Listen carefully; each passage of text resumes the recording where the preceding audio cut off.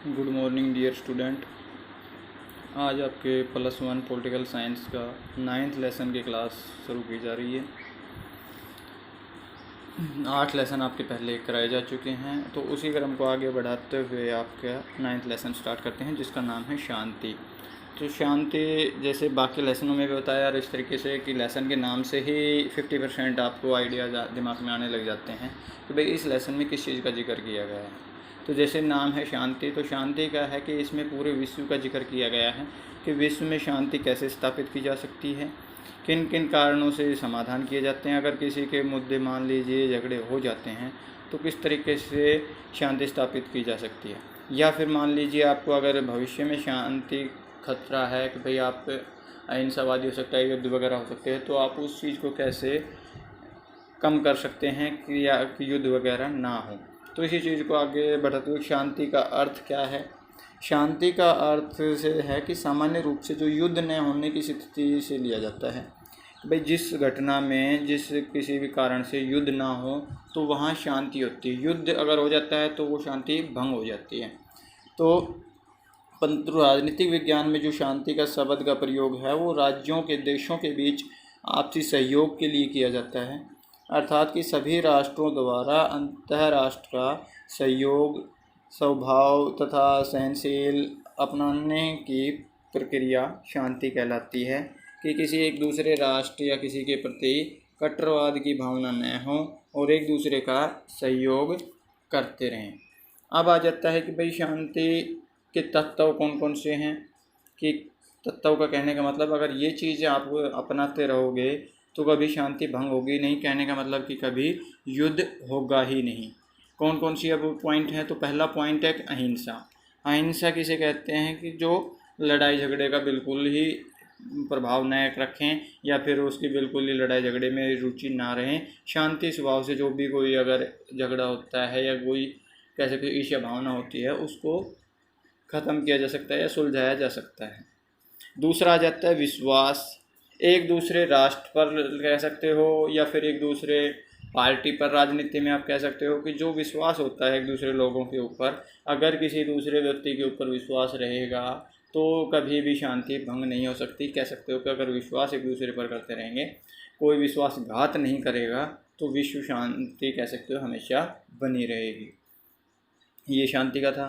तीसरा पॉइंट है कि भाईचारा।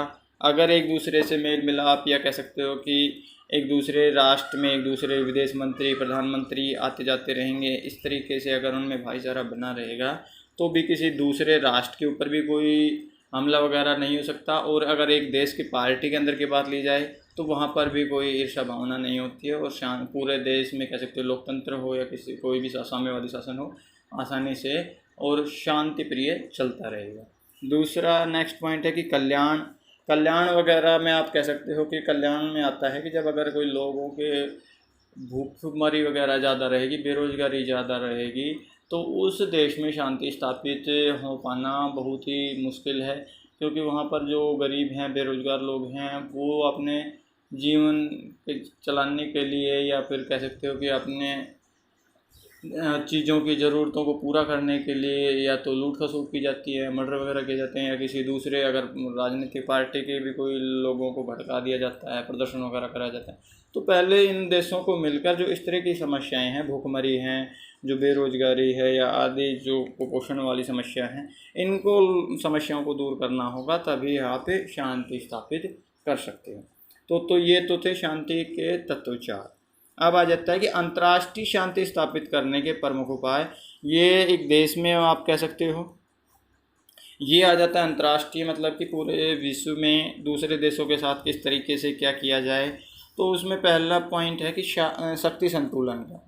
शक्ति संतुलन का सिद्धांत क्या कहता है कि जो भी अगर किसी भी संसार जो हैं शक्तियाँ सभी के पास बराबर होनी चाहिए। अंतर्राष्ट्रीय संबंधों के क्षेत्र में या मान लीजिए विश्व शांति के लिए सबसे प्राचीन सिद्धांत कहा जाता है।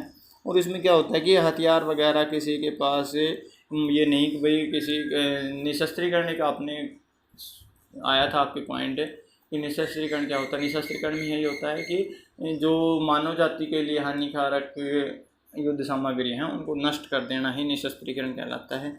तो अगर इस तरीके की कह सकते हो कि शक्ति संतुलन सब में बराबर का, अगर या तो किसी के पास भी हथियार ना हो या फिर अगर हो तो सभी के पास बराबर का हो, तो उस सिचुएशन में कोई एक दूसरे के ऊपर हमला नहीं कर सकता या आक्रमण नहीं कर सकता।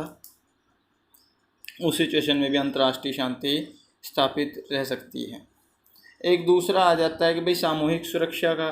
सामूहिक सुरक्षा से मतलब क्या है कि अंतर्राष्ट्रीय राजनीति में शांति स्थापित करने और आक्रमण का सामूहिक विरोध करने की प्रक्रिया सामूहिक सुरक्षा कहलाती है। सामूहिक सुरक्षा विश्व के छोटे एवं कमज़ोर राष्ट्रों के लिए एक बहुत महत्वपूर्ण है। क्योंकि यह सिद्धांत विश्व के कमज़ोर राज्यों को अपना अस्तित्व बनाए रखने में सहायक प्रदान करती हैं। क्या होता है कि जब कोई बड़ा राष्ट्र मान लीजिए अगर है, तो वो छोटे राष्ट्र जो होते हैं जिसके पास जो कमज़ोर होता है उसके ऊपर आक्रमण कर देता है। अगर वो छोटे छोटे राष्ट्र मिलकर अपना एक संगठन बना लेते हैं और उनके ऊपर कोई आक्रमण करता है, मान लीजिए छोटे छोटे 10 राष्ट्र एक संगठन बना लेते हैं और उसके ऊपर अगर कोई आक्रमण करता है 10 में से किसी पे भी, तो 10 के 10 उसका दूसरे राष्ट्र जो आक्रमण करता है उसका विरोध करते हैं। तो इस तरीके से वो उनके ऊपर किसी दूसरे राष्ट्र की इतनी हिम्मत नहीं होती कि वो हमला करें।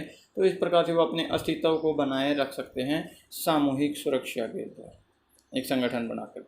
अंतर्राष्ट्रीय कानून में आ जाता है कि भाई जिस प्रकार किसी देश में जो कोई शासन व्यवस्था चलाई जाती है, कानून होते हैं, उसी प्रकार से पूरे विश्व के लिए भी, देशों के लिए अंतर्राष्ट्रीय स्तर पर भी कानून का निर्माण होना चाहिए कि अगर कोई किसी दूसरे राष्ट्र के ऊपर आक्रमण करता है या नियमों का उल्लंघन करता है तो उनके ऊपर कार्रवाई होनी चाहिए। ये इस तरीके के राष्ट्र भी, कानून भी राष्ट्रों के लिए होने चाहिए। अब आ जाता है कि अंतर्राष्ट्रीय संगठन विश्व शांति स्थापित करने में अंतर्राष्ट्रीय संगठन जैसे संयुक्त राष्ट्र संघ है आदि इसकी महत्वपूर्ण भूमिका रही है। क्योंकि कोई भी अगर इनके किसी भी कारण से होता है तो संयुक्त राष्ट्र संघ उनका निर्णय लेता है तथा उनमें सही और गलत का फैसला करता है कि भैया आपने गलत किया, तथा जो अगर कह सकते हो कि तानाशाही रूप में जो कार्य करते हैं और किसी की नहीं मानते हैं तो उसके बाद एक्शन फिर वो संयुक्त राष्ट्र संघ लेता है उस कार्रवाई के ऊपर कि भैया आप हमारे नियमों का पालन नहीं कर रहे, हमारे कहने के बाद भी नहीं मान रहे हैं, तो फिर संयुक्त राष्ट्र संघ के जो महाशक्तियाँ हैं कह सकते हो वो उनके ऊपर कार्रवाई करते हैं और फिर उसका निर्णय लिया जाता है। या तो उसके ऊपर कार्रवाई की जाएगी या उसको जैसे मान लीजिए ब्लैक लिस्ट में डालना है या वहाँ पर बिल्कुल उनसे जो व्यापार वगैरह वो बंद करना है, जो भी एक्शन लिया जाता है वो संयुक्त राष्ट्र संघ द्वारा कहते हैं। अब आ जाता है कि अंतर्राष्ट्रीय विवादों की शांतिपूर्ण समाधान। मान लीजिए ये तो था कि शांति, दोनों पॉइंट अलग अलग है। ये शांति स्थापित रखने के लिए कि हो ही नहीं, ऐसा कोई अशांति फैले ही नहीं, हिंसा फैले ही नहीं। और ये है कि अगर कोई विवाद हो गया तो उनको किस तरीके से सावधान पूर्वक कह सकते हो शांतिपूर्ण तरीके से समाधान कैसे किया जाए। पहला पॉइंट है वार्तालाप तथा बातचीत। अगर किसी भी राष्ट्रों के बीच मान लीजिए दो राष्ट्र हैं, उनकी दोनों राष्ट्रों के सेनाओं के बीच या राष्ट्रपति, उपराष्ट्रपति, प्रधानमंत्री, विदेश मंत्री, इनके बीच में अगर आपसी बातचीत होती रहती है लगातार, तो उन दो देशों के बीच में बहुत कम कह सकते हो कि 1% चांस बहुत कम होता है कि उनमें आपसी विवाद बढ़ जाए, क्योंकि वो जो उनकी बातें होती हैं वो एक दूसरे से शेयर करते रहते हैं और उनके मतभेद नहीं हो पाते हैं। तो सबसे पहला पॉइंट है कि अगर कोई विवाद है तो उनमें आपसी बातचीत के द्वारा की जाए। अगर कोई मुद्दा है तो वो बातचीत के द्वारा हो सकता है, ये नहीं कि दोनों मीडियाबाजी से या उस तरीके से अपने अपने बयान दे रहे हैं और बातचीत नहीं कर रहे हैं। डायरेक्ट बात करनी चाहिए, फेस टू फेस मीटिंग वगैरह करके, और उससे वो समाधान किए जा सकते हैं। नेक्स्ट आ जाता है कि मध्यस्थता वाला पॉइंट आ जाता है कि मध्यस्थता क्या होती है कि जब दो या दो से अधिक देशों के बीच कोई समस्या होती है, उस समय समस्या को हल करने के लिए तीसरा देश अपना सुझाव रखता है तथा दोनों को मंच पर बैठाकर बातचीत करवाता है, उसे मध्यस्थता कहते हैं। मध्यस्थता करने वाला देश स्वयं चर्चा में भाग लेता है, अपितु दो देशों की बातचीत के लिए वातावरण प्रदान करता है कि उनको भड़काता नहीं है, उन चीज़ों को कम करने की कोशिश करता है, एक दूसरे के खिलाफ बयानबाजी नहीं करता कि भाई वो आपके बारे में ऐसे कह रहा है, वो आपके बारे में ऐसे कह रहा है, बल्कि उन दोनों को एक जगह बैठाकर उनका जो आप कह सकते हो कि बीच बचाव करवाया जाता है कि भाई आप ये मानने को तैयार नहीं, आप ये मानने को तैयार नहीं, आप करो थोड़ा, आप मान जाओ थोड़ा, आप इस तरीके से वो होती है मध्यस्थता। और जो पंच निर्णय है, पंच निर्णय भी वही चीज़ होती हैं, लेकिन पंच निर्णय में भी वही है कि जो मध्यस्थता से थोड़ा सा अलग है। पंच निर्णय में जब दो देशों की कोई समस्या होती है उसमें किसी तीसरे राष्ट्र के अंतर्राष्ट्रीय संगठन द्वारा निर्णय दिया जाता है। दोनों, मान लीजिए पंच निर्णय होता है कि भाई सभी कोई राष्ट्र हैं, 10 राष्ट्रों ने एक संगठन बना रखा है, 10 से एक एक व्यक्ति वहाँ उस राष्ट्र में एक न्यायालय बनाया गया, वहाँ चुने गए हैं और उनका कोई मुद्दा होता है वहाँ जाते हैं और वहाँ फिर वो निर्णय करते हैं और वो निर्णय फिर दोनों राष्ट्रों को मानना होता है। तो उस चीज़ जो वहाँ पर निर्णय लिया जाता है उसको पंच निर्णय कहा जाता है। कि दोनों एक संगठन बना दिया, मान लीजिए अब कोई अगर इस समय संयुक्त राष्ट्र संघ के पास कोई बात जाती है, यूएनओ में जाती है, तो वो उसके जो डिसीजन होता है फिर वो मानना पड़ता है। तो इस तरीके से ये होता है पंच निर्णय। अब संयुक्त राष्ट्र संघ का आ जाता है कि विश्व की अनेक समस्याओं को शांतिपूर्ण तरीके से, मैंने अब बताया, अभी भी बताया था कि हल करने में संयुक्त राष्ट्र संघ की महत्वपूर्ण भूमिका रहती है।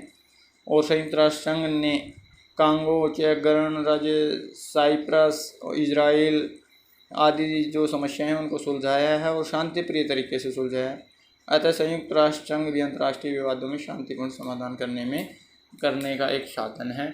और कह सकते हो अब नेक्स्ट पॉइंट आ जाता है आपका कि भारत द्वारा विश्व शांति को कायम रखने हेतु किए गए उपाय, कि भारत ने विश्व में शांति स्थापित करने के लिए, शांति बनाए रखने के लिए क्या क्या कार्य किए हैं। तो वो आपको पहले पॉइंट है कि भारत ने विश्व शांति में जो अंतर्राष्ट्रीय मंच पर जो समर्थन किया है कि हमेशा शांति स्थापित होनी चाहिए, तथा समर्थन के लिए शांति का विश्व में शांति स्थापित करने के लिए बहुत से कार्य भी किए हैं। जैसे कार्य क्या होता है कि भाई किस तरीके से किसी युद्ध वगैरह के बीच में मध्यस्थता की हो, इस तरीके से जैसे अरब और इजराइल के बीच में युद्ध हुआ तो उसको भारत ने सुलझाया था, कि उस प्रयास किया था, काफ़ी हद तक उनको जो कम कर दिया था हिंसा को, और उन बाद में उनमें समझौता हो गया था।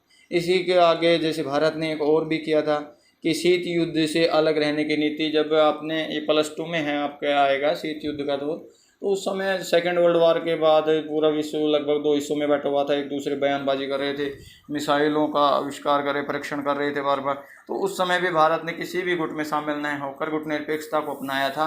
अगर भारत भी ऐसे लगातार किसी गुट में शामिल रहता तो फिर निश्चय था कि तीसरा वर्ल्ड वार भी हो जाता।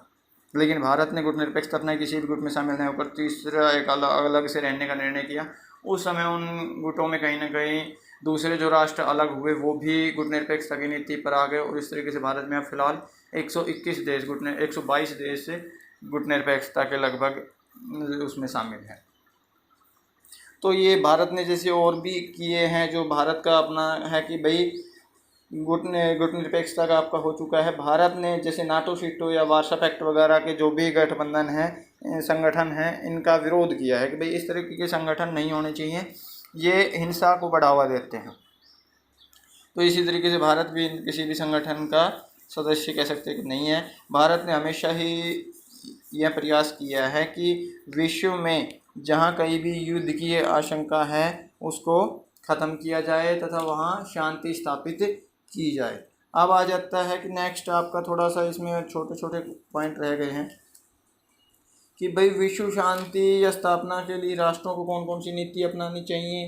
वो चीज़ें आ जाती हैं कि भाई हिंसा वगैरह नहीं करनी चाहिए, किसी दूसरे देश के मामले, आंतरिक मामले में दखलबाजी नहीं करनी चाहिए, किसी दूसरे देश की अखंडता को खतरा पैदा नहीं करना चाहिए, इस तरीके से।